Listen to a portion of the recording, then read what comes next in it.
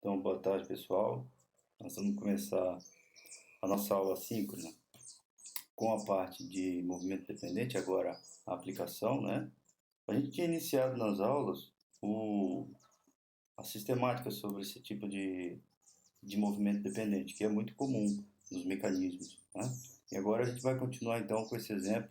Na verdade, é um exercício. Eu vou resolvê-lo como um exemplo e trabalhar aí pedagogicamente os passos, o início de toda a maneira como a gente deve pensar para resolvê-lo, né?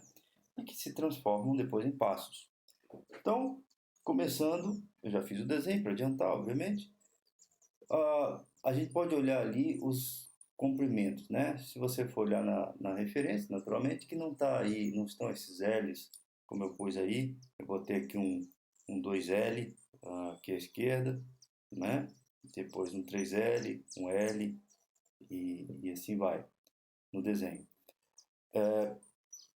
A minha sugestão para iniciar a raciocinar é pensar, como chave da solução desse tipo de problema, no número de vezes que essa corda dobraria. Nós tratamos disso na aula, né? Volto a falar aqui, porque o comprimento desta corda, quando se for tratar como a descrição cinemática desse sistema, ela vai representar a função posição, que dela, da função posição, vão sair as demais, portanto, velocidade e aceleração. Então, se é a função posição, nós temos que analisar como é uma corda rígida, tá?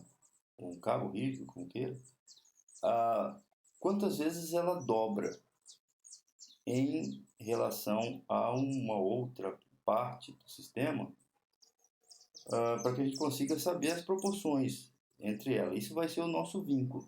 Tá?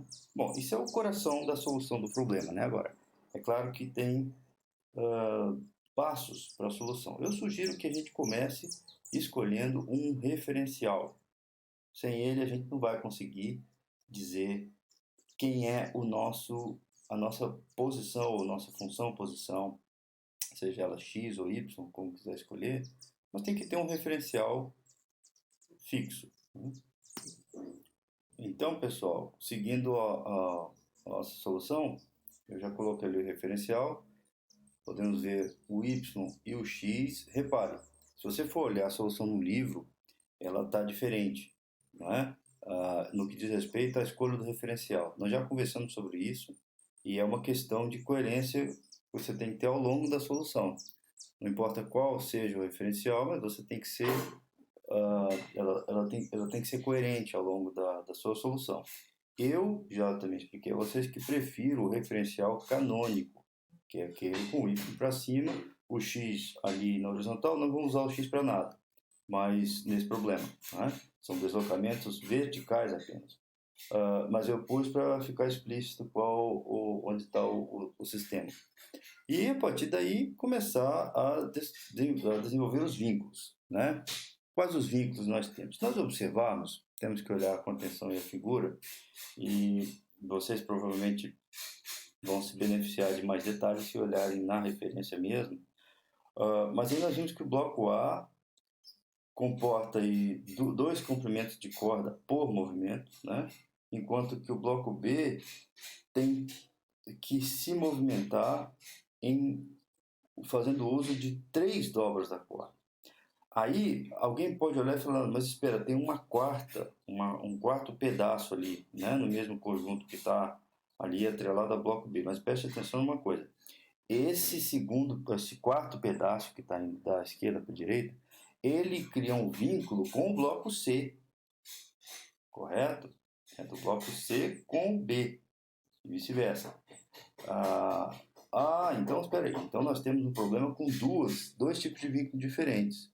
Sim, nós temos dois vínculos diferentes. Um deles é entre o bloco A e o B, e o outro é entre o B e o C.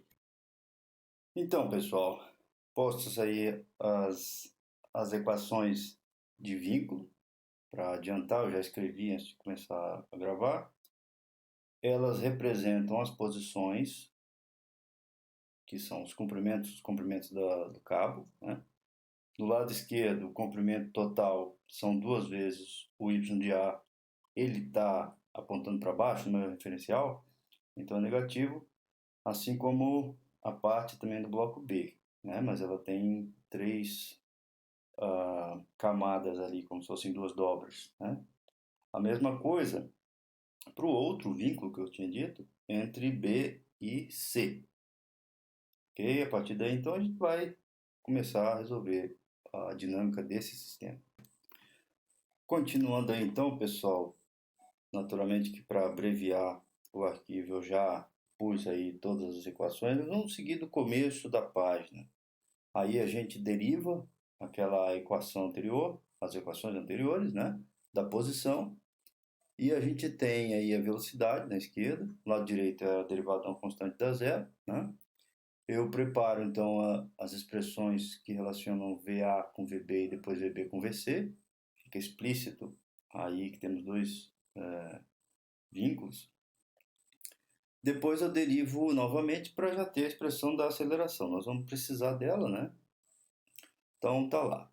Aí, agora a gente vai para a cinemática da coisa, movimento acelerado. O problema, a situação, né, impõe o funcionamento desse mecanismo da forma que depois de 12 segundos tenha que se ter essa velocidade para o VA, né?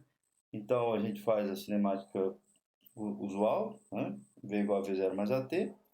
Esse V0, no caso, é o V0 do A, nós estamos tratando do movimento do A, e a gente chega à aceleração do A. Ele chega à aceleração de 38 mm/s² negativa. Nesse ponto já vai uma análise de razoabilidade. Ele teria que ser negativa? Sim, ela teria que ser negativa, não é? Porque se o B desce, significa que o A tem que subir, não há outra hipótese naquele tipo de mecanismo, se nós observarmos, né? E aí vocês veem que depois dessa divisão a gente vê que o A, a aceleração de B a gente consegue calcular agora, e a de C também, cada uma com seus respectivos sinais e valores, né? Obviamente. Esses sinais e valores a gente naturalmente que tem que depois conferir no final, né? A razoabilidade disso aí dentro da situação do funcionamento daquele sistema. E por fim, nós temos aí as velocidades.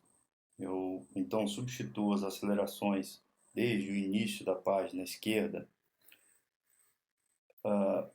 por seus respectivos valores, atentando para os respectivos sinais, né? Agora por um momento de 8 segundos. Tenho lá a velocidade B. Depois se quer saber também qual é o deslocamento de B. Então a gente usa novamente cinemática conhecida, né? Observando sempre os sinais da velocidade de aceleração, né, pessoal? E a gente consegue chegar a esses valores. Vamos lá, análise de razoabilidade, né? Eu já disse para vocês que é um método meu, que eu utilizo e recomendo a vocês a não deixarem de fazer. No final, então, quando nós tivermos esses resultados, a gente vai olhar primeiro a ordem de grandeza, né? Olha, velocidade, 202 milímetros por segundo, né? Foi dito antes que o bloco A tinha 456 milímetros por segundo. Então está dentro da ordem de grandeza. Ok? Quanto a isso, tem razoabilidade. Depois, os sentidos dos movimentos. Vamos lá. Nós vemos aí que, se observarmos, para começar, no lado esquerdo, o vínculo entre A e B. Ok? Nós temos aí que se o A desce, o B tem que subir e vice-versa. No lado direito também, eles são antagônicos, né? Então, necessariamente, eles têm que ter sinais trocados entre si. Ora, nós vimos que, ao calcular, vimos que a aceleração de A era negativa, a de B é positiva, portanto, confere, faz sentido. Enquanto A desce, B sobe, e depois a de C era negativa também, ou seja, enquanto A desce, B sobe, C desce também, ou seja, está dentro da razoabilidade. E depois o deslocamento de B, ele tem um deslocamento positivo, ou seja, ele sobe dentro do nosso sistema, do que nós escolhemos como o sistema de coordenadas, o nosso sistema cartesiano. Então está tudo ok. Né? A ordem de grandeza também. Okay? Então, está feito aí o nosso problema. Eu espero que vocês usufruam dele para resolver o que eu vou sugerir, na verdade, passar como a tarefa para vocês fazerem com as datas lá definidas lá no mundo. Tá bom, pessoal? Então, um bom estudo para vocês.